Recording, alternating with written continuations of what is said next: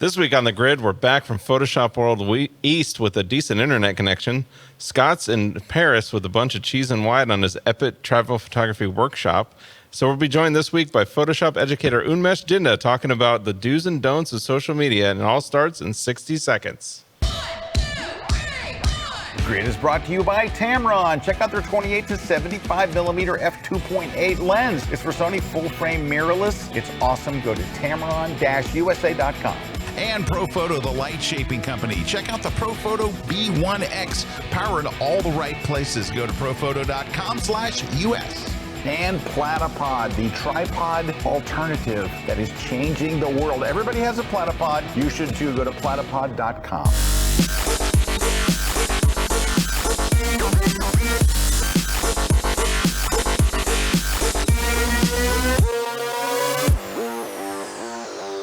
Hey, Grid Nation, we are back, and hopefully we're streaming solid this week after last week at Photoshop World. Yeah, you were there at Photoshop World. It was so much fun. Yeah. It was a blast. And by the way, who is this? Hey guys, so we have Unmesh Dinda with us this week. Yes, so if you don't know me, why are you watching the grid? Exactly, right? Gotta know So me. Unmesh is in doing some classes for KelbyOne, right? Yeah, we are doing two amazing classes. One is on advanced color grading to create amazing mood and drama. And the other one is just a bunch of tricks that's going to make your life so much more simpler in Photoshop and comfortable as well.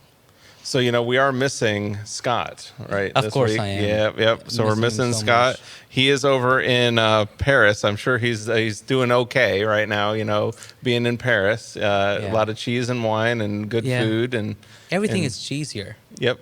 It's all cheesy on the grid. So Scott's over in Paris at his workshop. But last week we were at Photoshop World. So big week for us. We had Photoshop World East. If you guys didn't see on social, it was all over. I know it was all over social, right? It was all over it. Yeah, but how was the event for you?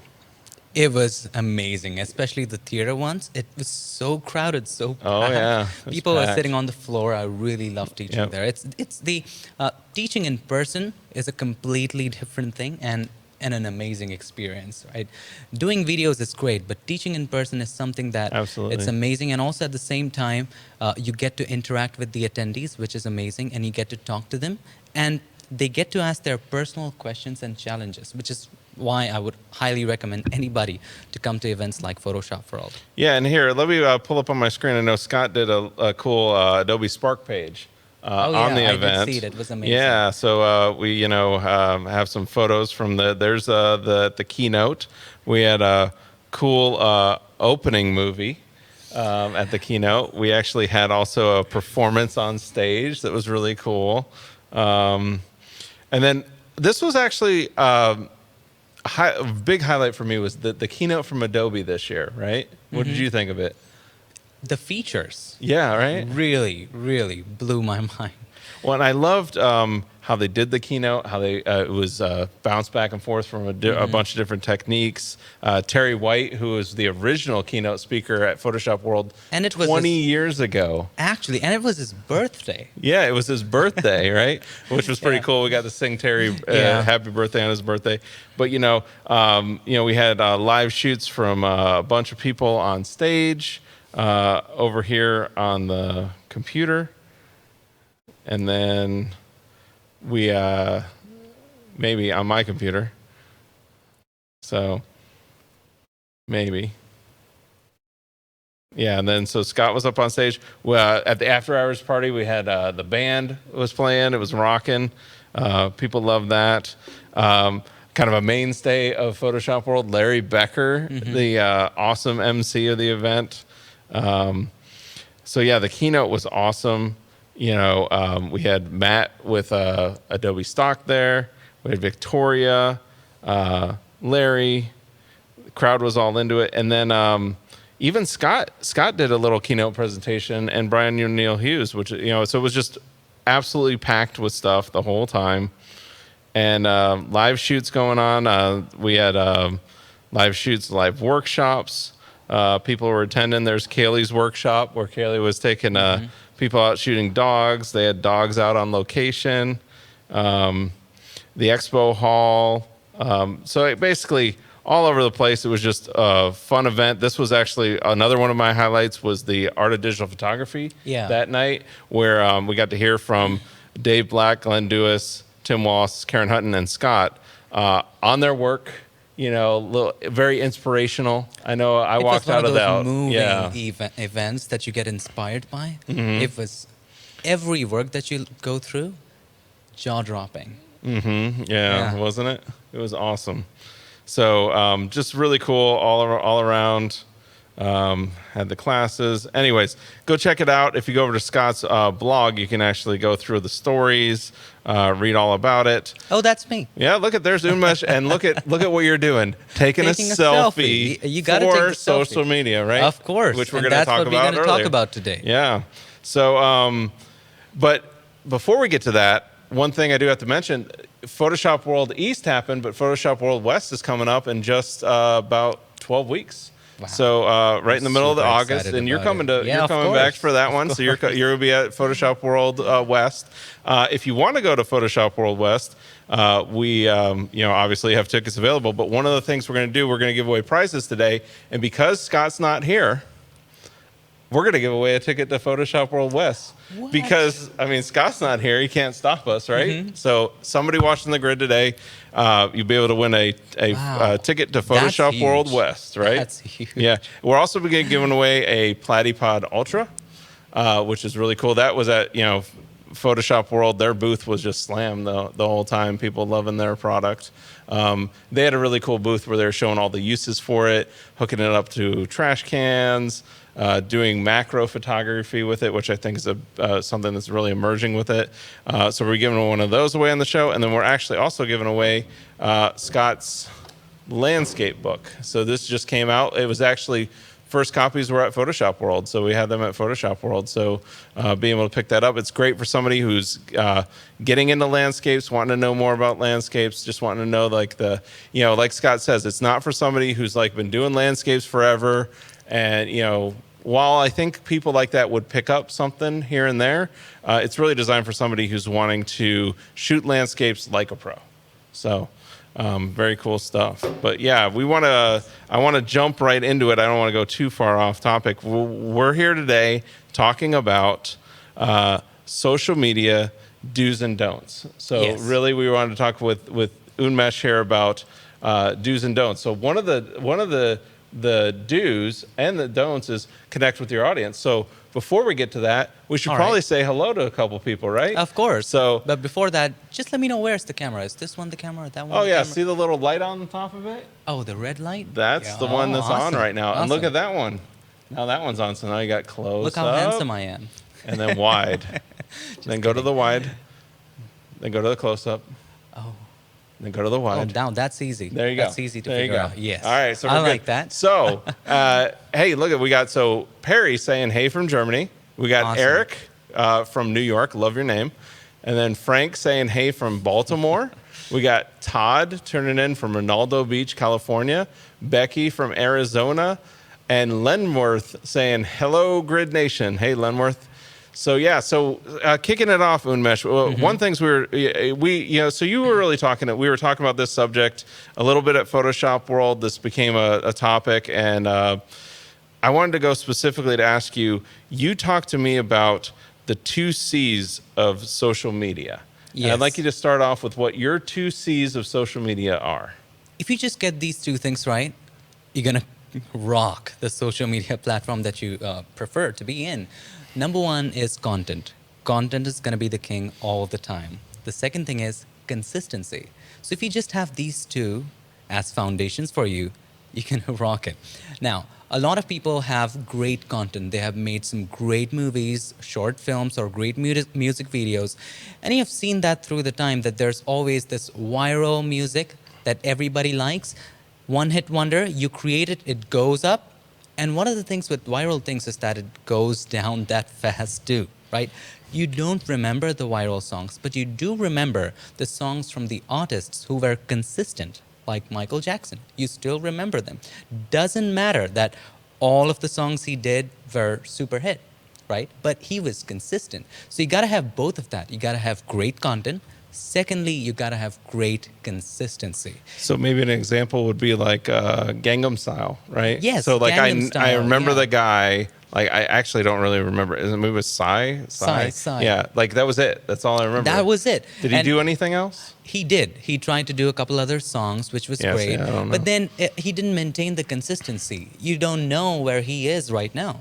So it went viral just like this. And he worked hard for it. Just before going viral, he did tons of other songs. But after going viral, he didn't do much. So that's where he lost. So even if you have something very catchy that everybody can just dance to, go crazy about, people will forget it. You got to be consistent. Yeah. So now the big platforms that you're on, obviously YouTube is a big one. Facebook's another one. Facebook's another one. So Yes. what do you say? Like, what really is the difference between Facebook? What defines Facebook for you? Facebook for me, now it might mean different for different people, but for me, Facebook is a great community. Like, I have a great group of friends in Facebook and a great group of people who follow me, and I get to interact with them. So there's this thing called interaction in Facebook. Now, one thing I like about this Facebook is that in Facebook, you have a profile. YouTube, you can hide behind. Okay. Yeah. I get. You what know you're where saying. where I'm going with that, right? Yep. So in Facebook, people are a little kinder than YouTube. Of course, there will be people who is going to drag you down, but in Facebook, you don't wear a mask. You have a profile in most cases, and it's great for creating communities, especially using Facebook groups, using a Facebook page to create a community. And one of the stories that I would like to tell you that recently when I started a Patreon page, it's a way to support creators where people can pledge an amount, like let's say $5 a month or $10 a month. Yeah, it's great for content creators because it's a way for you to get supported to produce your work. And it's great because people can subscribe to like a monthly payment. So like $5 a month, I support Unmesh and I'm supporting you creating your work. Exactly. Yeah. And in return, they do get rewards or perks, which is great. So I recently posted about it on Facebook, and out of the 10 comments, 8 people helped me. But when I posted it on YouTube, there I have 1 million people following me. Just 0.005% of the people, and I'm not making up the numbers. These are actual numbers. Just 0.005% of the people actually responded to it. I'm not even talking about support. They responded. Yeah, they actually did something. It's crazy, right? So Facebook is great for community, and group is really powerful these days in Facebook. I've got to say that. Okay, cool.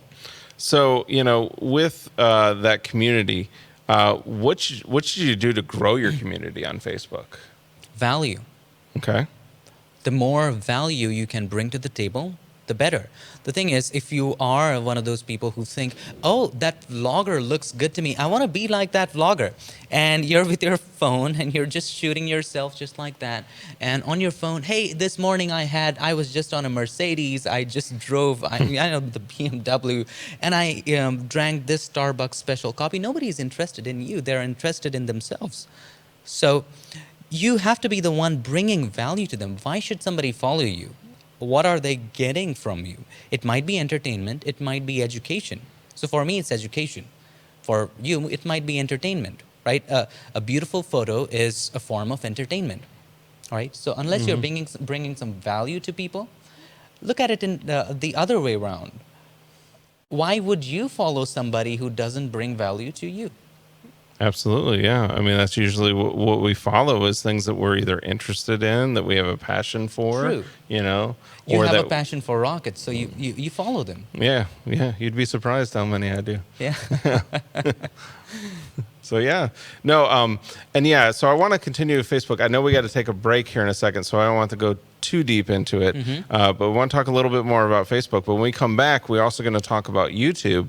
And I have to tell you guys, I've got Unmesh. He promised to do something.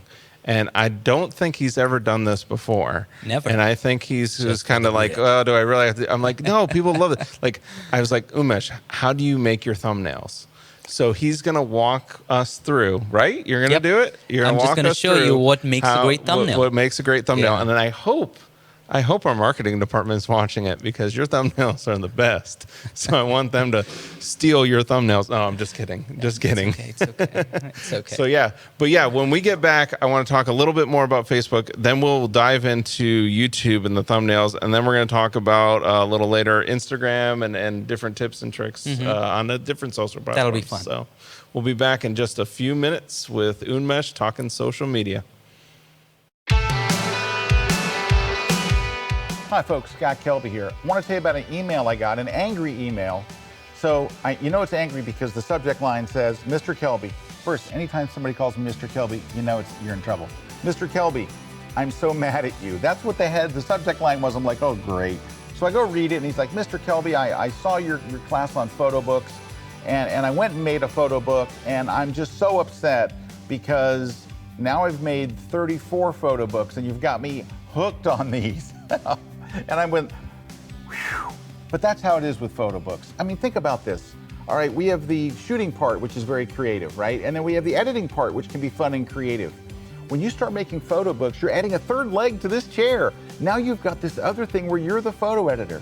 You decide which photos make the book, how big they are, what goes on the left, what goes on the right. Oh my gosh, it's so much fun. And Adobe made some changes. Now you can lay out pages any way you want. You can just literally, it's like free transform. You can just make the photo whatever size you want. You can have multiple photos. They can overlap one another. You can have grids of 9, 15. You don't have to have a grid at all.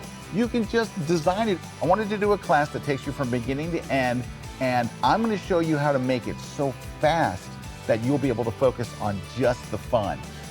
And when you hand somebody that photo book and they get it in their hands and they're going to be like, you did this? This is your photography? They're going to be blown away. You're going to be blown away. You're going to have a great, great time doing it. And the whole thing is self-contained right here in Lightroom Classic. If you want to learn a whole bunch about doing photo books and you'll be able to follow along right with me and do your photo book right that same time, go watch my class. It's called Creating Beautiful Photo Books in Lightroom Classic, and it's exclusively at KelbyOne.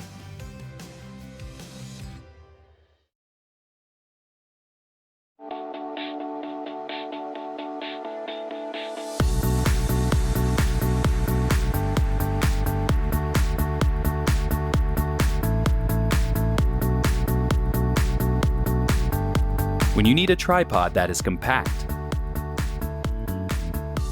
that is portable enough to take with you anywhere, one that is adaptable to any situation,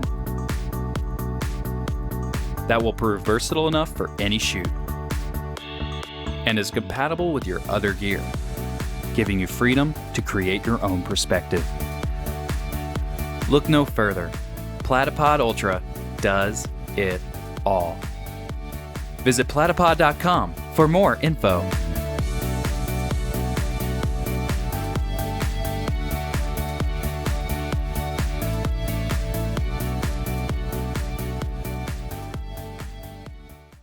This segment of The Grid is brought to you by B&H Photo, the professional source since 1973.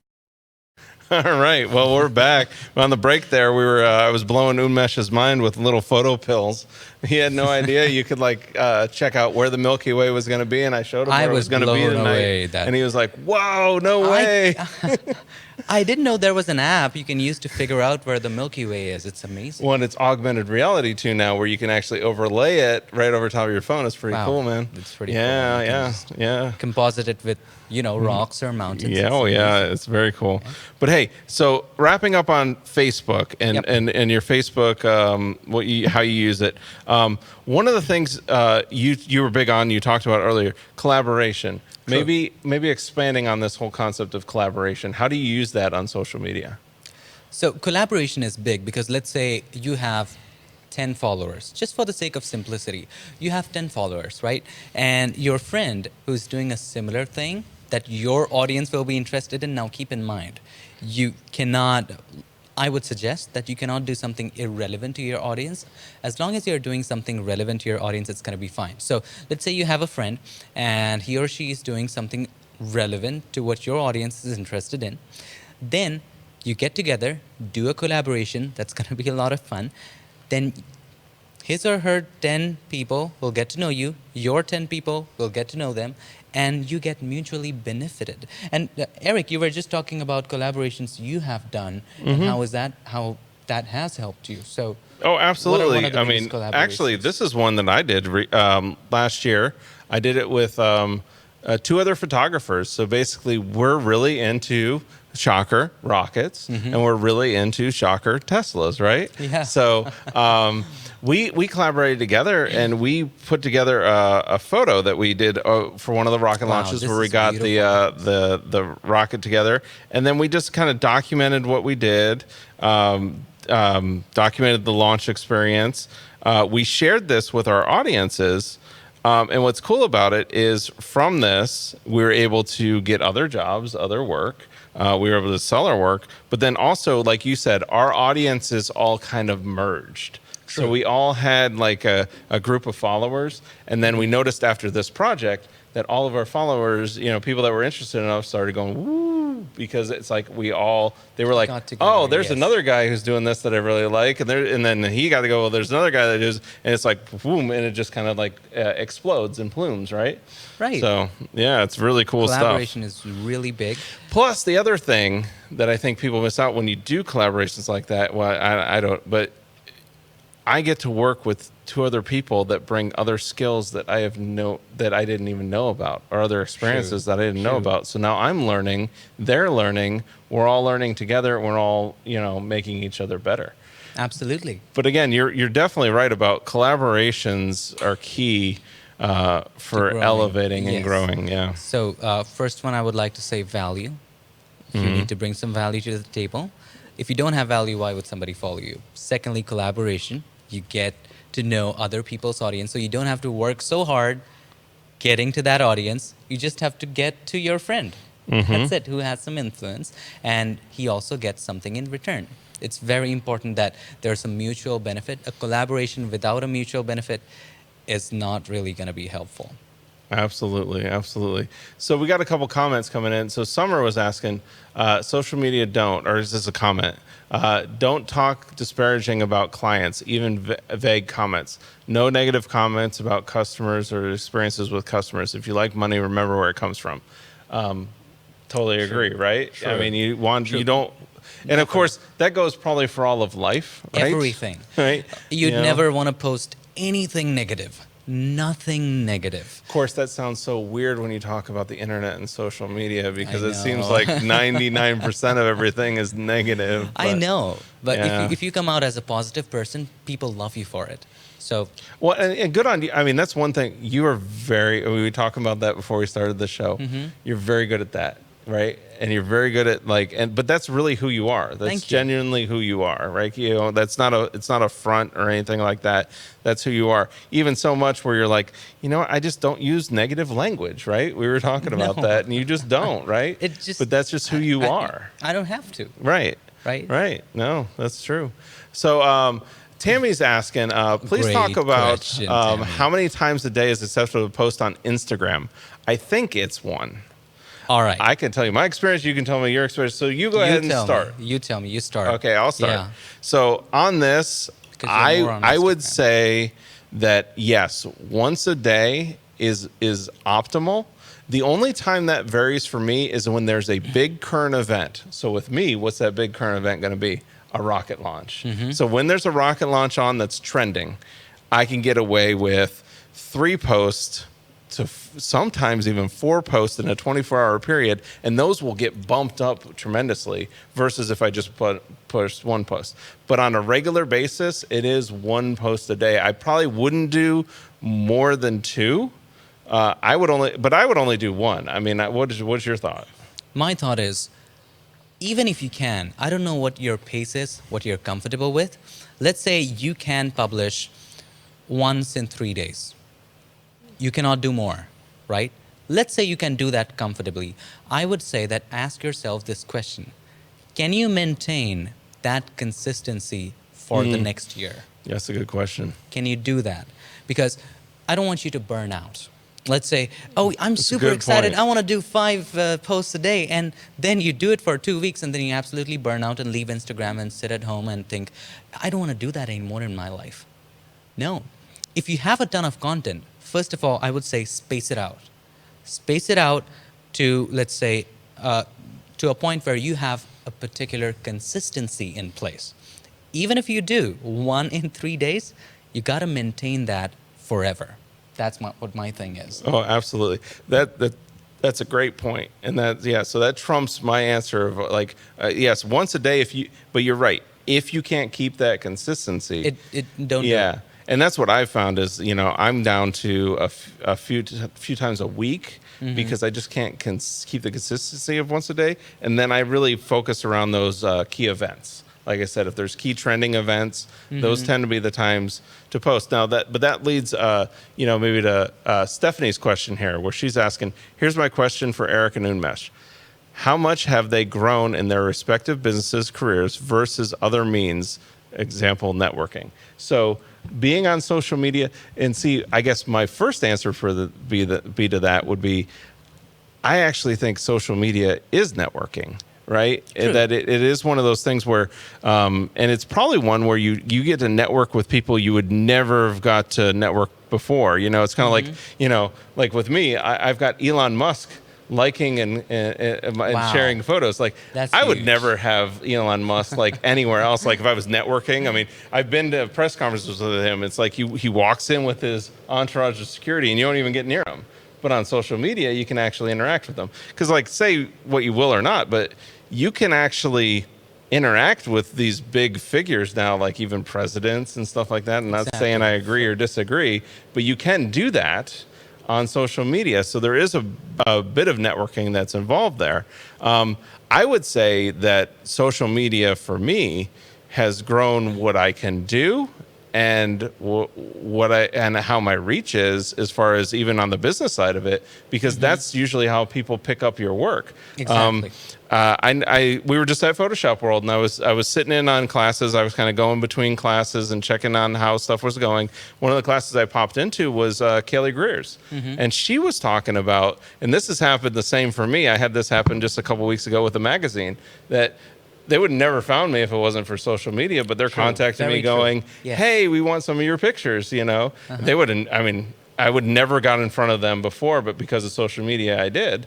Kaylee was the same way she explained how she got the Nat Geo show.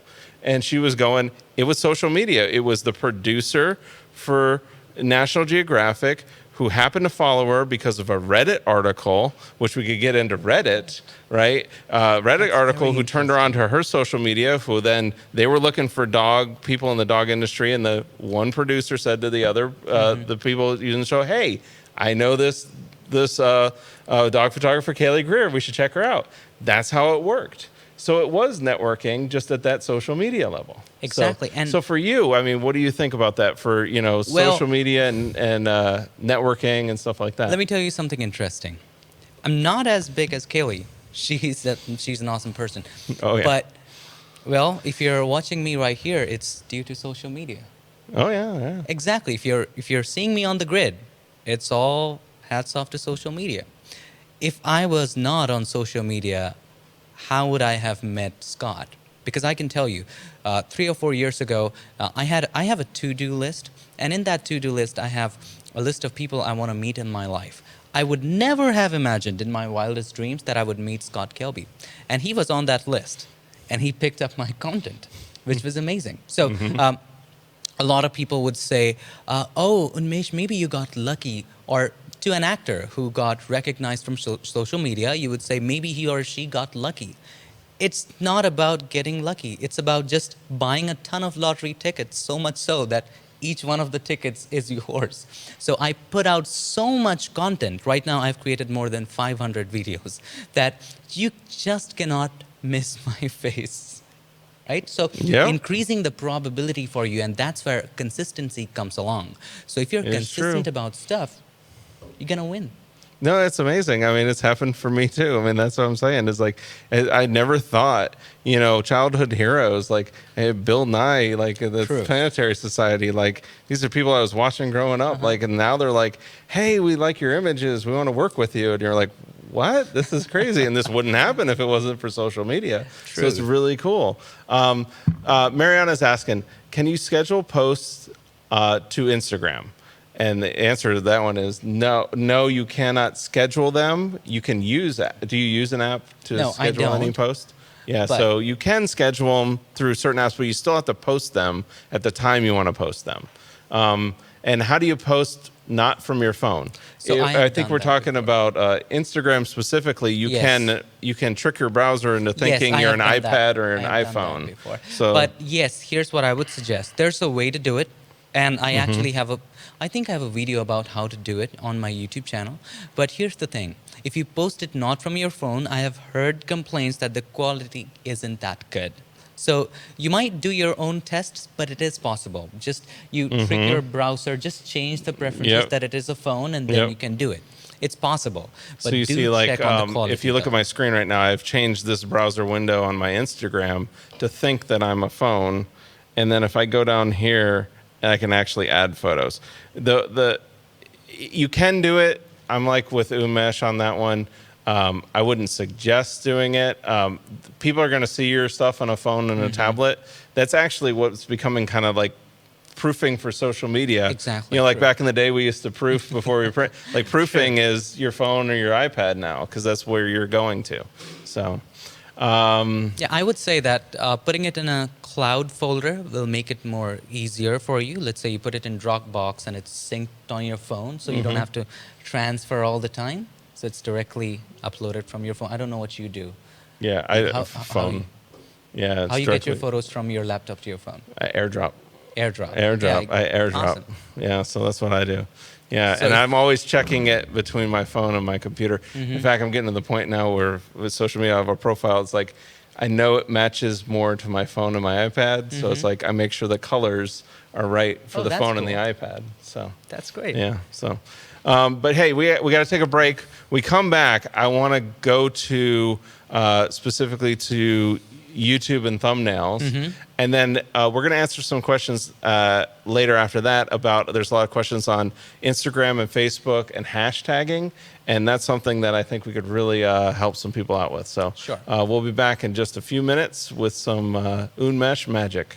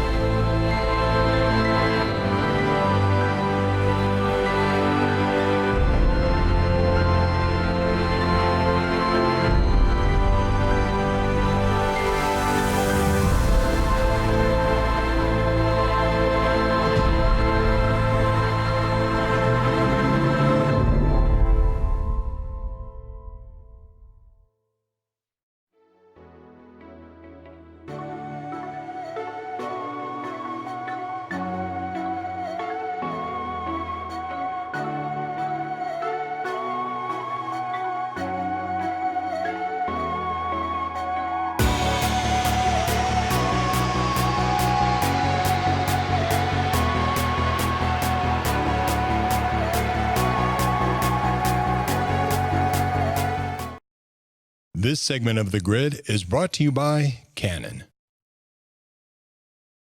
Make sure you don't miss any episodes of The Grid by subscribing to Apple's podcast app or iTunes. It's free, and we even have a special audio-only version too. So sign up today. All right, we're back. And now it's time for Unmesh to give away his deep, dark secrets. Ooh. Let's talk about YouTube. All right, let's talk about it. What about it? All right. So what is YouTube to you? Like, you talked about Facebook being a community. Yes. What is YouTube? YouTube is about reaching new audiences. Okay. Right? YouTube is, you got to say that Instagram is a place where you have 1 minute video limit. It's for short videos. YouTube is a place where you binge watch stuff. It's a long form video content, right? It's a place where people spend a lot of time. It's where you have more attention in videos, because if you're on Facebook, you would just watch 3 seconds of the video or 5 seconds and just skip it, just scroll it. Instagram, same thing. But on YouTube, it's a long form content platform, Yep. right? So, but YouTube to me is about reaching new audiences, and that's how that's how I reached out to even bigger companies that I would have never reached out to, like Adobe, Wacom, KelbyOne, right? Yeah. So it's all about reaching new audiences. Now, I'm sure other platforms are like that, but YouTube, one of the great features of YouTube is that it promotes your video if your video is good enough. Now, there are a couple of parameters that we were just talking about, but And they've changed stuff recently. they keep changing stuff. But they changed it for better recently. Always better. Yes. Now, here's one thing though. One of the advices that I would give to everybody on social media, on YouTube, and trying to like get a lot of attention is that a lot of people pay too much attention to SEO. Too much attention, way more than required. Now, I want you to do this small experiment, right? Go to YouTube, go to the trending tab, right? Trending videos, which are trending. Now, look at the top trending videos. How many of them are using SEO? You will find that most of the videos have like simple titles. Most of the videos have catchy titles, but they don't use so much of an SEO, like using specific keywords or using specific tags. No, it's just interesting content. So don't get too hung up on the SEO stuff. If you have to get hung up on something, it has to be the human side of it. Well, but in all fairness, back in the day, it used to be all yes. slanted towards SEO, and I think that's why people went there, right? So, like you said, I think YouTube has taken a different approach to where they're making it more like a human. Yes. Yeah, more Yes. like where it isn't. You can't cheat it as bad, because that was the problem with YouTube back in the day, is you could cheat it a lot of Yes. times.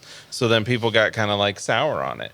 But what you're talking about and saying is, so how do you then maximize your reach on So YouTube? first of all, if you started back in the day and you played the long game, not trying to cheat people, then you would have skyrocketed now.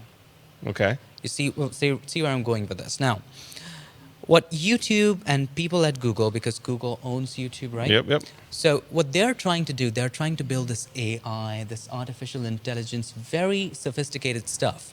And they're chasing the human mind. So this is the human mind. They're trying to chase it, right? And the human mind, as we are trying to chase the SEO stuff, and we are getting nowhere. The idea is being authentic and creating content that hooks people to you. That's all you need to worry about. Creating content that grabs the attention, number one, and hooks people to your content, making them to watch more of it. So think of it And like, that could be translated to photography right there. Exactly. Yeah. Totally. And think of it like a sitcom, right? A popular sitcom, you watch till the end, you want to watch more episodes if it's a good one. So you're actually hooked to it.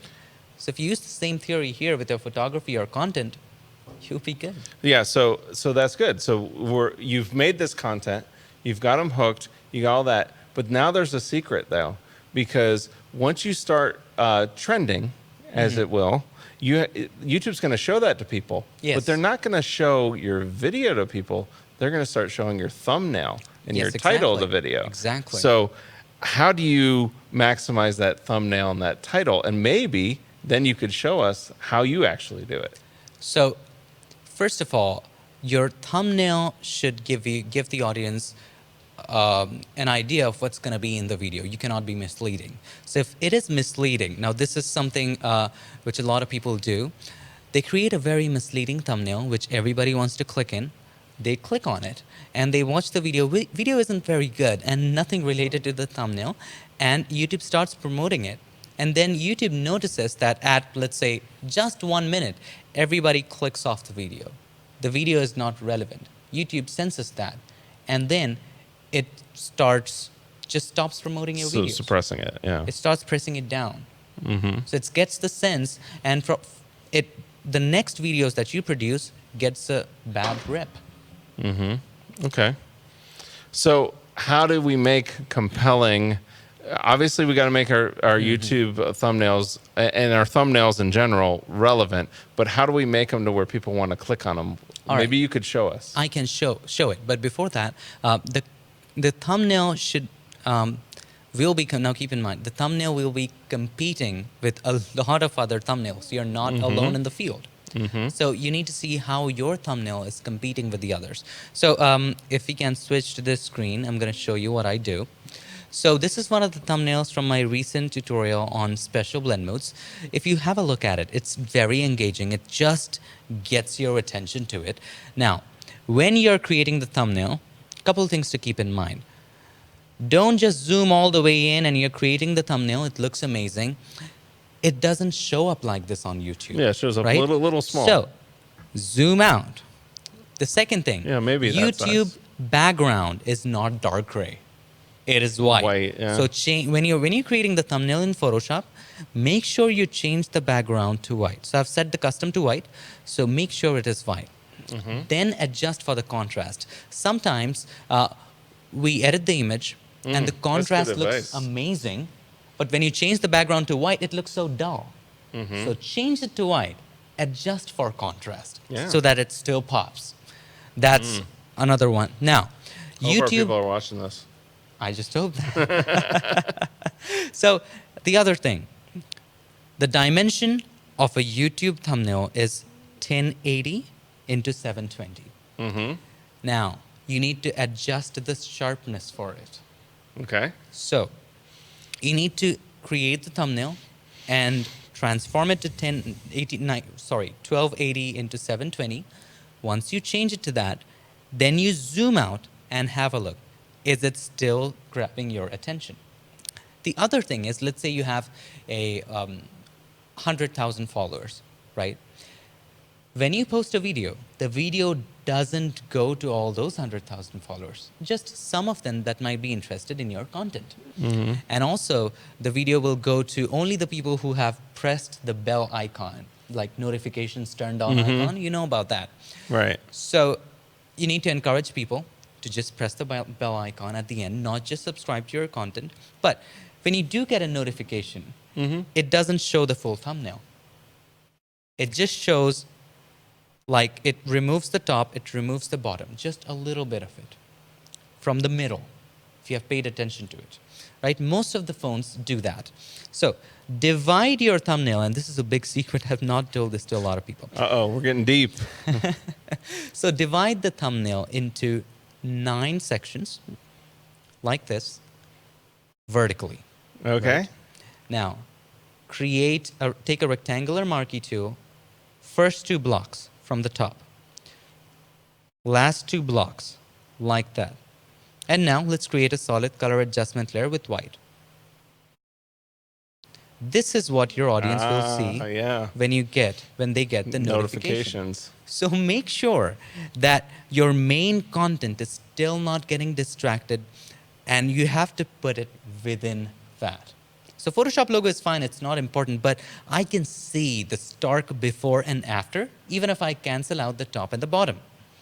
That's one. The other thing here is that when you post, if you look at all of my videos, I never post important stuff on the right bottom corner right here. Never do that. You know why? Guess. Take a guess. Because probably that's where stuff shows up that YouTube wants you to do with it, like actions or overlays or... All right, so if you open YouTube right now, have a look at your screen. What shows up? The time. The time. See? Yeah. YouTube shows the time there. If you put important stuff there, it's going to be covered up. You don't want Yeah, that now to that you happen. say that, yeah, So you see that all the time on YouTube. The time. You don't want the time to destroy it for you. And the other thing is, I've created one more right here, which you can have a look. So this is the one that I created for actions that I gave away.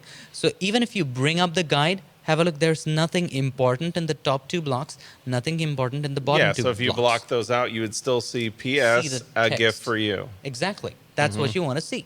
Now, I'm not going to do it right now. You can do it yourself. That is, take a screenshot of YouTube. Homepage, right? Take a screenshot of the homepage. Then put your thumbnail in one of those thumbnails. And then see if it competes with the others. How well it competes. Because now we're going to go to the really nitty gritty. There's this thing called CTR, called click-through rate. Right? Now, this is some serious stuff.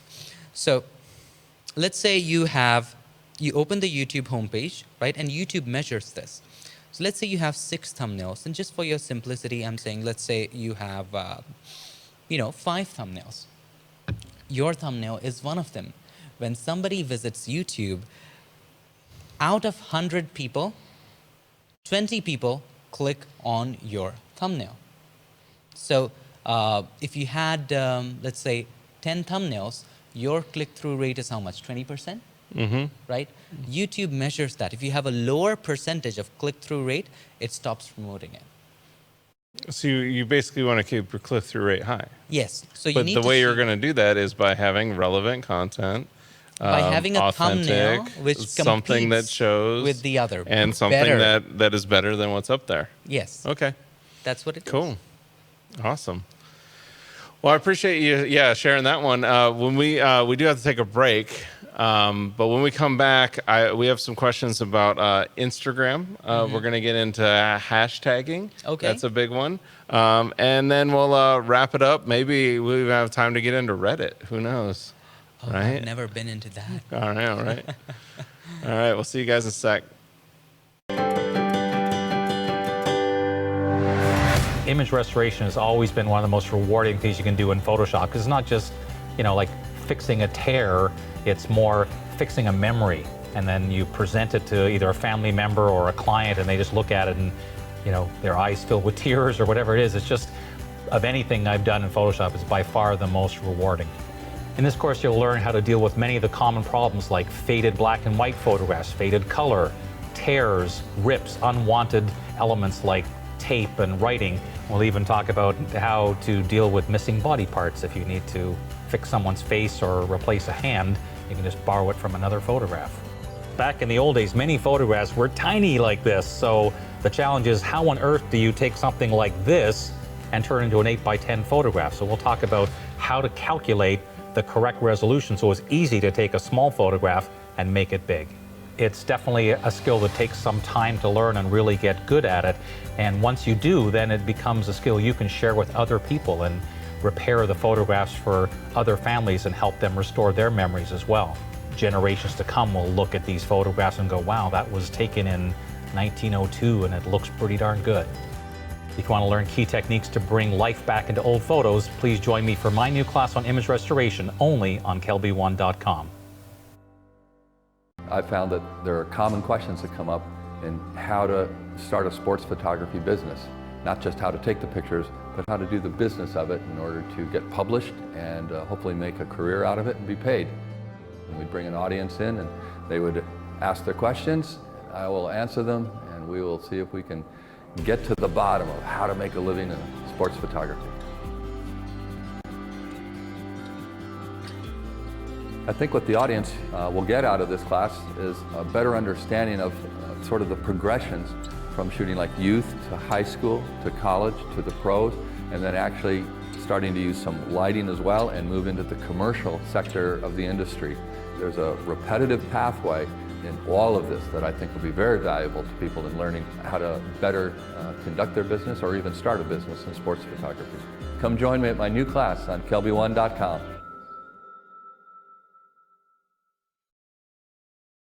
This segment of The Grid is brought to you by Platypod, the world's most compact tripod base. It's funny. Anyways, we're back. We're talking about this question that we got coming up here, because this is one that we both deal with all the time, and that's Yosef's asking, photos on social media, you have to be very careful about these days. When some people steal your photos to use them, can you give us hints on what best to do? So, Okay. Yeah. All right. So do what you do you want me think? to start? Yeah, go for it. All right. So Jump I don't in. have photos stolen, but I have a lot of videos stolen. So what happens is, just go to YouTube. You can go to YouTube right now, and you can search for one of my popular videos, and there will be 7 to 12 copies of the exact same video, and 5 of them will have the exact same thumbnail. But if you click on those videos, you will see crazy stuff. Some people have copied my video and dubbed it. Some people have just downloaded and uploaded it. Yeah. It's crazy. Now, this doesn't really matter because your audience know you. And also at the same time, how far are they going to go by copying? They cannot go very far. And even if they did, it's free publicity for you. Because you know when your content is, when somebody steals your content, your audience knows that it's your content. And most of the times with me, they comment on that. They report it to me and make your videos there. It's like, what do you think about it? Yeah. Well, so this one's an interesting one for me because I get it happen probably every other day, maybe at least once a week, twice a week. And it's funny because in Instagram is where it happens mostly. But honestly, what's funny about it is people usually that take your content and then post it themselves are usually doing it because they want to build an audience themselves. So they've got an audience that they're building.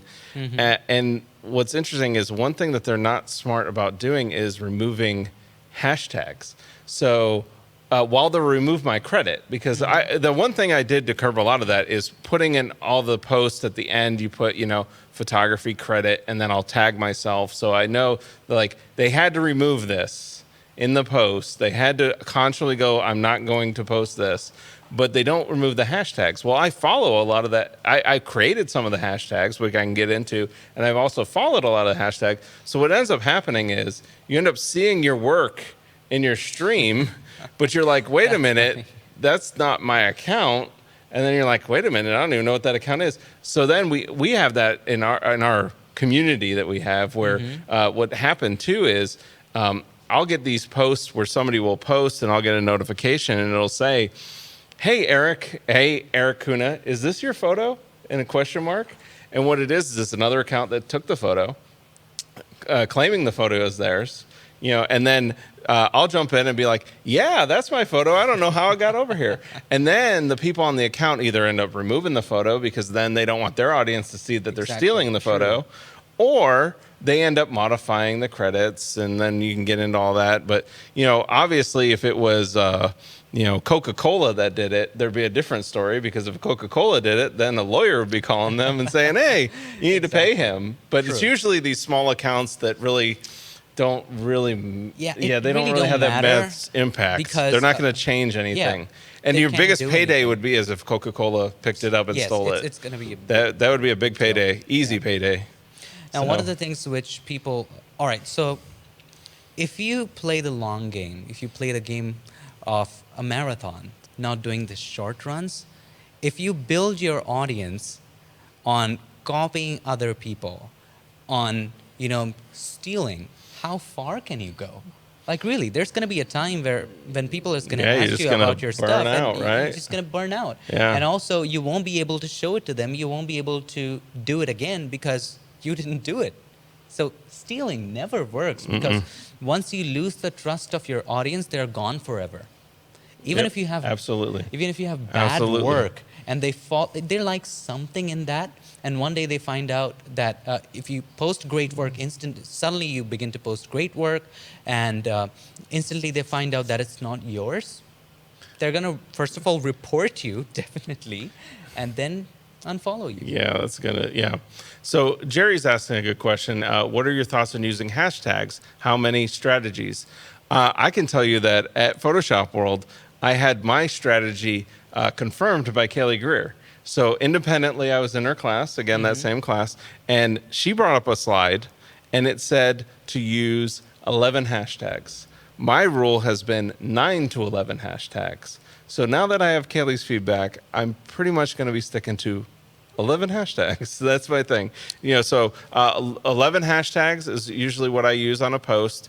The one thing that I will say about hashtags is you have to make sure they're relevant hashtags. Relevant. They have to you be have to have relevant hashtags. Because the other thing is using current event hashtags is big. Like if there's a current event going on, like for me, that tends to be a rocket launch or something like that. But say that, or it's Cinco de Mayo. You're posting around Cinco de Mayo. That's going to start trending. So trending and posting about Cinco de Mayo, as long as it's something that's relevant to the holiday. The other thing is, and I started doing this with a couple hashtags, is you make up a hashtag that is relevant, but nobody's using. For example, I did that with a hashtag a few years ago. I started Rockets of Instagram. So there's a hashtag, Rockets of Instagram. And actually, I think I pull it up right here. If you look, the top 4 photos on Rockets of Instagram are my photos. And what I did is I started using it so much that other people started using it. So you could see like other people are using this hashtag. And most recent, like yesterday, somebody used that hashtag. So you get people to use a hashtag that you're using, and then that boosts your own work. And then those people that are following that hashtag, every time you post, they're more likely to see your work. So that's why hashtags are very important, especially on Instagram. I would say the other platforms, they're not as key. Important. It doesn't work. But Instagram is like key. And that's honestly, I mean, the other thing, like if we're getting on Instagram, because I love Instagram. That's the one I love. Like the rest of them, I'm kind of lukewarm on, but I love Instagram. Christina and I were talking about this earlier today, because we were talking about this. Like, Instagram's cool because you can just love good photography. You can just love good videos. You don't even have to read the comments. You can just engage with how cool the images look. Exactly. But yet you can go deep with it. You can read the comments, because a lot of times on a lot of the stories, I'll tell a story. I'll explain the process, and people love that. And then they'll interact with it. And that always helps too with Instagram, is the interaction. But yeah, I can tell you that I was 9 to 11. Kaylee said 11. And what are you at? So first of all, you were talking about creating your own hashtags. So it's also important, I would like to add to that, to create your brand's hashtag. Oh, yeah. Like, for example, for me, it's Pix Imperfect. I have my own hashtag. So people who watch my videos post their stuff with the Pix Imperfect hashtag. Now, there are some big accounts that have their own hashtags. So it also pushes your own brand name. So you're going to have a bottle of Coca-Cola. Of course, you're going to hashtag Coca-Cola because it's a big hashtag. Also, can I give one tip to the audience about hashtags? Yeah, absolutely. All right, so Go if for somebody it. can pull up my screen. All right. This is a great website called displaypurposes.com. So this is a great site to find relevant hashtags. So let's say you were capturing landscape photography. So I'm going to type landscape photography. It's going to pull up related hashtags to landscape photography, top 30 related hashtags. Then let's space it up. You're capturing a river, right? It's going to mix it up for river and landscape photography. And let's say you are doing landscape photography, river, and sunset. You can just copy it and paste it. If you want 11, you can just decrease the limit to 11. It will all mix it up and bring the best hashtags for you. So awesome. That's a cool tool. And I have used that before too. It's a really cool tool. Another thing, we're sticking on Instagram. Don't devalue video versus photos, videos. And the way I've been using that lately is by doing cinemagraphs. Yeah, those are amazing. Yeah. What software? Well, I'm using Plotiverse. Okay. Right? So, like, for example, here's a post that you could see. This is a shot, rocket engine. People love it. It's animated. That's from one still. The still is here. So, but the post shows up as a video over here and it loops. That ended up having almost 9,000 likes, right? Wow. On that one. I go over to this one. I love this engine shot way more dynamic, all that stuff. It's just a photo. 1,600, So it is that this thing with video And doing video like that, and for photographers, that's why I love this tool, because it really helps. Same thing over here. This video, almost 5,000, where if I go back to like 2 weeks prior, this shot, 1,000. You know, so, and it's very similar shots, but if you go to it and you look, one is video and one is animated, and it's just from a still, and it just has more engagement. So it's just an interesting one. It's something to consider. It's definitely video is big because my account, I do only videos. Yeah, exactly. I don't post. So you're getting like the big edge. Yeah. So I just post videos. If you look at it, most of them are videos, and these are like 1-minute tips to help people, right? So if you look at it, if I just post a video, 81,000 views, right? These are just recently posted, and people really dig those videos. 43,000. Oh yeah, views, man, that's awesome. right? So videos are big. Don't ignore the videos. They're and videos are big, especially because they're also shared a lot more than the images, is what I believe, because it engages people more into your account. Once a person sees a video of yours, they want to see more. They want to see more. And absolutely. Image, you might look at an image, you might scroll it up. But video, they spend more time on your account. Now, I don't know if this is a metric. It might be. But on YouTube, there's a metric called watch time. The more the people spend time on your channel, the more it gets promoted. Yeah, absolutely. Because that's what you want. You want watch time. Yeah. So let's barrel through. I know we're going over time right now, but let's barrel through a couple questions because I don't want to leave our audience out. We want to focus on the audience, right? That's a big thing with social. Sure. So Marion's asking, audience is king. Do hashtags for Facebook matter? No, I've never seen them work for Facebook. Not as I haven't seen them really either. No. So Facebook is all about community. Just I think on my personal stuff, on my personal Facebook profile, it's if you treat Facebook like a big family, you create a support system that's going to support your work, that's going to support your images, that's going to support whatever you do. So it's very important. Just yesterday, I was driving with Christina on her Mustang, and I just clicked a simple photo, and you won't believe it. I don't have a lot of followers. 800 people liked it. It's not my Pix Imperfect page. Yeah, it is just your my personal account. Thing. So you create a community so much that they love you and they care about you, and in return you care about them. Yeah. So I would say hashtags. I'd focus on Instagram. Yes. For hashtags. Yeah. Yep. Deb P is asking, how are people finding you, such as Elon Musk? It's purely using hashtags.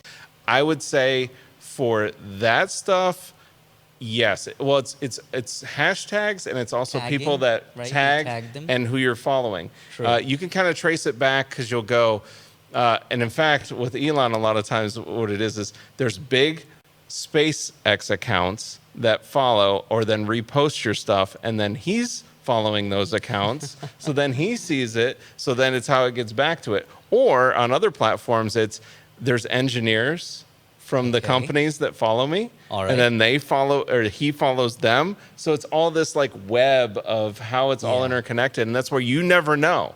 That's the thing, is you really never know. That's like the Kaylee story. I thought Kaylee's story was, and if I get her to come on and talk about it, it'd be awesome, because Kaylee's story of how this weave and this web of like, she had a producer who followed her because of this, and then they were doing a project, so then the lead on the project was contacting the producer, and that's how it all works. And it all starts from, you never know who's going to be following who, and who's going to see your work, or who's going to start following you that somebody else is going to see because they like or share something that you like, or that you post.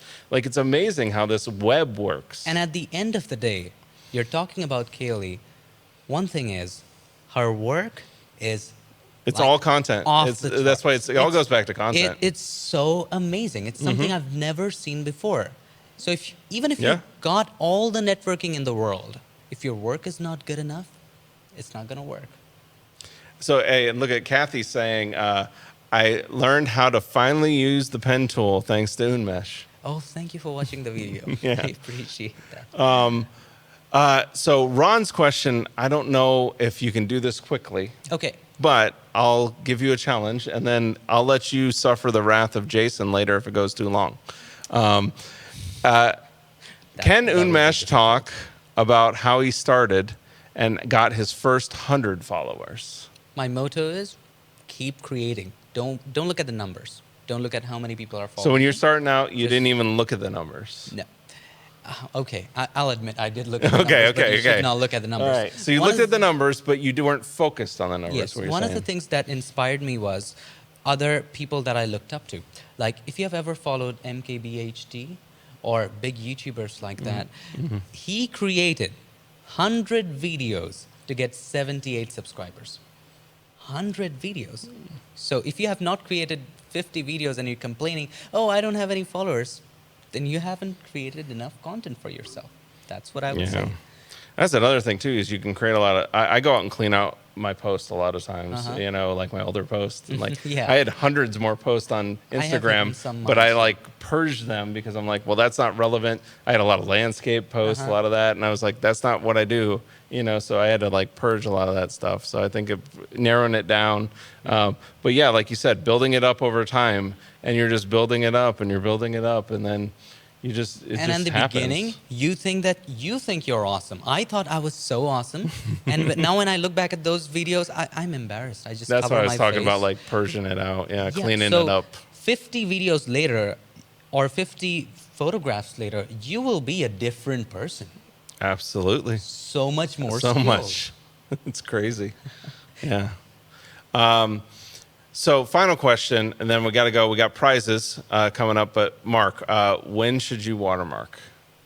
I should start with it. I mean, I think I just never watermark, and it's Me just neither. one of those things where it's like, why am I going to take away from my photo with this ugly watermark on top of Exactly, it? true. And that's just how I feel about it. I understand why people get protective about it. The other thing is, I was taught earlier, we'd have lawyers come through, or like photography people that do copyright and all that stuff, and they're like, the easiest payday you will ever have is if somebody steals your photo, and they were worth stealing your photo. Because that's the thing, most people that steal your photo, they're not gonna, they're just doing it because they just know no better, or Followers they're and- just yeah, like that, and exactly. they're Trying to just, get attention. and at the end of the day, it doesn't really matter. But again, if Coca-Cola takes Unmesh Dinda's retouching job or your video and posts it on theirs and claims it as their own, I guarantee there's That's going to gonna be be a the- drink named after Yes. Unmesh tomorrow. You know, so. So I was just, you know what? Last time I was here, I did an interview with Scott. You can find that on YouTube. Just type my Right, name that was and a good Scott's one. name. And in the interview, we were just talking about this. I asked him, watermark or no watermark? If you have 100 followers and that just one person is going to steal your image, just to protect your image from that one person, you're ruining Yeah. it for the Or 99, 99 yeah. followers. Yeah. Doesn't make sense. No, it doesn't. But I get it. I mean, I get the trepidation about it. I get it. So. But branding is good, though. That's what he says. Yep. So he has a class on typography and branding. Yeah. So branding is a different thing where you know. Yeah, you branding do is brand, totally it's- different than it's- watermarking. so- Yeah, yeah. All right, so we have to wrap up, but we have some winners to announce. So, Awesome. landscape book, Wayne. It's just that Wayne is winning the landscape book. So Christina will be contacting you about that. For the Platypod, we have the guy with the best name in the world, Erik W, who wins the Platypod. And then the Photoshop World ticket is going to Becky G. All right, Becky G. Congratulations. That's Oof, huge. That's huge. That's Gotta come. yeah, that is Looking huge. forward to So meet Becky you. Vegas. will be Christina will be contacting you in the chat to get that lined up. And if you do want to join us as well at Photoshop World, I know Unmesh is going to be there. He's going to be talking about some awesome classes. Are you doing your sharpening class again? I'm doing that. All right, so the sharpening class, what we talk about it, you had a 98% like excellent rating in that class. People love that class, right? And if you're doing that class again, you cannot miss that, the sharpening class with Unmesh, because people love that class. So yeah, so check it out. We're over there in Photoshop World West. It's in Las Vegas. It's at the middle of August. I think it's the 21st to the 23rd, but Jason, you'd have to correct me with bringing up the website. Let's see. It's all right. Oh, I was right. Look at that. Boom. Congratulations. Got it. All right, 21st, 23rd, join us at the Mirage. And I'll tell you what, if you're coming, so you've been to the Hyatt. Yes. And you've seen how convenient it is to be staying at the Hyatt, and right downstairs is the convention center. Absolutely. I'll tell you this. I can the wake up to a Mirage, class. our goal with going back to Vegas, we said we have to find a hotel where it is easier to get to the convention center than the Hyatt.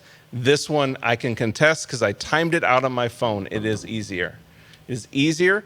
And the other thing, which is miraculous for a Vegas hotel, you can go from your room to the convention center without walking through a casino. It's amazing. Wow. I don't know any other property you can do this at. But anyways, the rooms just got renovated like a couple years ago, so it's awesome place. They have my favorite Cirque du Soleil show there ever. Love the Beatles show. It is incredible. So anyways, you got to join us there. You got to stay at the Mirage there. It's a great location, great hotel, and you're going to be right in the thick of things. And that's where, if you're staying right there, you're with the people right there. It's just so easy to go to all the classes, to see all the people, and then to hang out with us. Because like you're just hanging out at the hotel, right? Just at the bars, at the restaurants. True. Obviously, I know with Unmesh, he's not saying any bad language or whatever, but hey.